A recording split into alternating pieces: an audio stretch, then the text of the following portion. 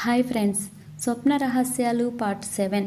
New year spiritual master ధ్యాన జ్ఞాన ఋషి సాయిరత్న భీమ్నేని వంశీకిరణ్ గారు ఆధ్యాత్మిక స్వప్నాలపై అనేక పరిశోధనలు చేసి స్వప్నాల ద్వారా దేవాత్మలతో అనుసంధానమై మన సమస్యలకు పరిష్కారాలను కనుగొంటూ మనల్ని మనం ఉన్నతీకరించుకునే సులభమైన మార్గం స్వప్న రహస్యాలు అనే అద్భుతమైన గ్రంథరాజం ద్వారా మనకి అందించడం జరిగింది. ఆ పుస్తకంలోని ఉన్నత తలాల సమాచారాలు, ఆస్ట్రల్ ఇన్ఫర్మేషన్స్ గురించి ఈరోజు మనం తెలుసుకుందాం. ప్రతి ఒక్కరూ ఏదో ఒక సమస్యతో బాధపడుతూ ఉంటారు. అంటే శారీరక బాధలు, మానసిక బాధలు, కుటుంబ బాధలు.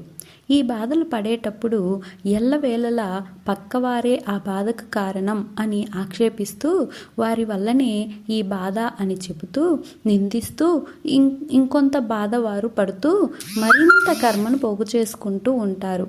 అందుకని పైనున్న మాస్టర్స్ మీ బాధకు కారణం వారు కాదు, గత జన్మలో మీరు వేరొకరికి పెట్టిన బాధ అని, దానికి సంబంధించిన ఆధారం ఇది అని మన గత జన్మలకి సంబంధించిన రికార్డ్స్ స్వప్నాల ద్వారా చూపిస్తూ ఉంటారు. దాని పేరే ఆస్ట్రల్ ఇన్ఫర్మేషన్. చాలామందికి ఏదైనా బాధలో ఉన్నప్పుడు భయంకరమైన స్వప్నాలు వస్తూ ఉంటాయి. గత జన్మల రికార్డ్స్లోంచి తీసి మాస్టర్స్ స్వప్నాల రూపంలో మీరు పడే బాధకు ఇదే కారణం అని మీకు చూపిస్తూ ఉంటారు. కానీ మనం వాటిని ఏవో పీడకలలు వచ్చాయని భావిస్తూ ఉంటాం. నిజానికి అవి పీడకలలు కావు, మనం వేరొకరిని పీడించిన దృశ్యాలు అని మనకు తెలియచెప్పడానికి మాస్టర్స్ మనకు సందేశాలను అందిస్తూ ఉంటారు. ఎప్పుడైతే మనం భూలోకంలో బాధలు అనుభవిస్తూ ఉన్నామో అవి గత జన్మలకి సంబంధించిన కార్యకారణ సంబంధాలు అని తెలుసుకోవాలి. సాధారణంగా మనం 3 రకాల బాధల్ని అనుభవిస్తూ ఉంటాం. అవి 1 శారీరక బాధలు, 2 మానసిక బాధలు, 3 ఆర్థిక బాధలు. శారీరక బాధలు, ఎవరన్నా శరీరానికి సంబంధించిన బాధలు అనుభవిస్తూ ఉంటే అవి వారి వారి ప్రారబ్ధాన్ని అనుసరించి వచ్చినవి. పూర్వజన్మ పాపం వ్యాధి రూపేణ పీడ్యతే అని శాస్త్రం కూడా చెబుతుంది. మనలో చాలామంది బాధలు అనుభవిస్తున్నప్పుడు తల కొట్టుకొని అంతా నా కర్మ అని వాపోతూ ఉంటారు. నిజానికి అంతా నా కర్మ అంటారే కానీ మళ్ళీ ఇతరుల మీదకు నేరం నెడతారు. ఏ కర్మ చేశాను దేవుడా అంటూనే ఆ బాధకు వాళ్ళో వీళ్ళో కారణం అని శాపనార్థాలు పెడుతూ ఉంటారు. ఎవరైతే వారి బాధలకు వారే కారణం అనుకుంటారో అప్పుడే వారి యొక్క కర్మచక్రం మారుతుంది. మీ బాధకు మీరే కారణం అని మనం తెలుసుకోవడం కోసం దేవాత్మలు అందించే సందేశాల పేరే ఆస్ట్రల్ ఇన్ఫర్మేషన్స్. ఒక పెద్ద ఆయన నా దగ్గరికి వచ్చి, మాస్టర్ నాకు చక్కెర వ్యాధి విపరీతంగా ఉంది, ఆ వ్యాధి నాకు ఎలా పోతుంది అని నన్ను ప్రశ్నించారు. దానికి నేను అసలు ఎందుకు వచ్చిందో అని మిమ్మల్ని మీరు ప్రశ్నించుకోండి అన్నాను. ప్రతి ఒక్కరూ జబ్బు ఎలా పోతుంది అని ఆలోచిస్తారే తప్ప అసలు నాకే ఈ జబ్బు ఎందుకు వచ్చింది అని ఆలోచన చేయడం లేదు. ఎప్పుడైతే మనల్ని మనం ప్రశ్నించుకుంటామో అప్పుడే సమాధానం దొరుకుతుంది. నేను వారిని అడిగాను, అసలు ఎందుకు మీకు ఈ చక్కెర వ్యాధి వచ్చింది అని. నేను ఎక్కువగా టెన్షన్ పడుతూ ఉంటానండి, అందుకే వచ్చిందండి అన్నాడు అతను. అంతకన్నా ఎక్కువ టెన్షన్ పడుతున్న వారు ఉన్నారు కదా, మరి వారికి రాలేదు ఎందుకు అని నేను ప్రశ్నించాను. అది నిజమేనండి, మరి మా అమ్మా నాన్నలకు ఉందండి, అందుకే నాకు వచ్చిందండి అని సమాధానం ఇచ్చాడు. అదే అయితే మీ అన్నయ్యకి కూడా రావాలి కదా, వచ్చిందా? లేదండి అది పెద్దవాళ్ళకి రాదండి, చిన్నవాళ్ళకి వస్తుందండి అని సర్దుకున్నాడు. మరి అయితే మీ చెల్లెలకి వచ్చిందా? రాలేదండి అని నీళ్లు నమిలాడు. మరి మీకే ఎందుకు వచ్చింది అని అడిగాను. అంతా నా కర్మ అని తల కొట్టుకున్నాడు. నేను ఇదే ఖాయం చేసుకోండి అని తేల్చాను. మీ కర్మను మీరు తెలుసుకోవచ్చు.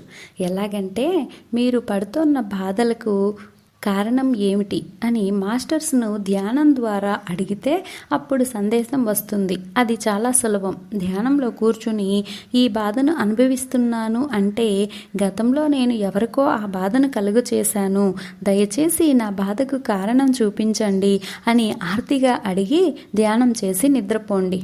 ఆ నిద్రలో మీకు ఒక స్వప్నం వస్తుంది అని చెప్పాను. ఆ పెద్దాయన తూచా తప్పకుండా అలానే చేశారు. అతనికి కొద్ది రోజుల్లోనే ఒక స్వప్నం వచ్చింది.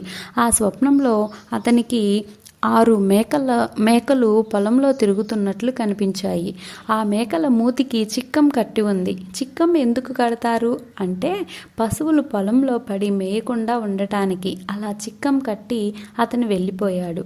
మేకల సంగతి మరిచిపోయి వేరే ఊరు వెళ్ళిన అతను 2 రోజుల తర్వాత గుర్తుకు వచ్చి తిరిగి వచ్చి చూస్తే దాదాపు 4 మేకలు ఆహారం లేక చనిపోయాయి. మరో 2 మేకలు నీరసంతో ఉన్నట్లు కనబడింది. తను చనిపోయి పైకి వెళ్ళినప్పుడు అక్కడ ప్రశ్నిస్తారు, నువ్వు ఎందుకు ఆ జీవులను కరుణ లేకుండా హింసించావు? ఆహారం ముందు ఉంది, కానీ వాటిని తిననీయకుండా చిక్కం కట్టి అడ్డు పెట్టావు. ఆహారం ఉండి తిననీయకుండా ఉంటే ఆ బాధ ఎలా ఉంటుందో నీకు తెలియాలి. అనుభవిస్తేనే నీకు ఆ బాధ అర్థమవుతుంది. కాబట్టి నువ్వు ఇప్పుడు భూలోకంలో జన్మ తీసుకుంటున్నావు కనుక ఆ బాధ నుండి పాఠాలు నేర్చుకో అని చెప్పి చక్కెర వ్యాధి ఇచ్చి పంపుతారు. అతను ఆ వ్యాధిని అనుభవిస్తూ నేర్చుకుంటూ ఉన్నాడు. ఏమిటంటే తినడానికి అన్నీ ఉండి కూడా ఏదీ తినలేని పరిస్థితి. ఏ విధంగా అయితే ఆ జంతువులకు చేశాడో ఆ విధంగా ఈరోజు అతను అనుభవిస్తూ ఉన్నాడు. ఇలా అనేక వ్యాధులు అనుభవిస్తున్న ఒక్కొక్కరికి ఒక్కొక్క కారణం ఉంటుంది. కనుక మీరు పడుతున్న బాధలకు ఇదే కారణం అని చెప్పడానికి మాస్టర్స్ ఎల్లవేళలా సిద్ధంగా ఉన్నారు. మనం చేయవలసిందల్లా వాళ్ళను అడగటమే. మనస్ఫూర్తిగా అడిగితే వాళ్ళు చూపిస్తారు. ఇది ఎవరికి వారు ప్రయత్నించి సాధించుకోవాలి. తరువాత ఆ పెద్దాయన ధ్యానంలో కూర్చొని ఆ మేకలకి రోజు క్షమాపణలు చెప్పుకుంటూ పరివర్తన చెందాడు. కొన్ని రోజులకు అతనికి ఆ చక్కెర వ్యాధి సహజ స్థితికి వచ్చింది.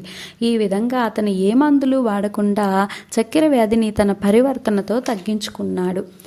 ఆస్ట్రల్ ఇన్ఫర్మేషన్ అనేది అత్యంత విలువైనది. ప్రతి ఒక్కరికి ఎంతో ఉపయోగకరమైనది. అందువలన ప్రతి ఒక్కరూ ధ్యానం చేసి ఆస్ట్రల్ ఇన్ఫర్మేషన్ ద్వారా వారి సమస్యలకి కారణాలు తెలుసుకోవచ్చు. మానసిక బాధల గురించి రేపటి భాగంలో తెలుసుకుందాం. Thank you.